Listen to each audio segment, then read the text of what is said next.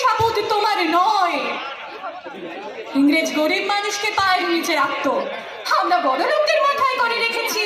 Smuggler কিংবা ডাকাতকে জোর হাতে সভাপতির আসনে আহ্বান করেছি। ইংরেজ দেশের ধন সম্পত্তি লুট করত, আমরা দেশটাকেই বেঁচে দিচ্ছি।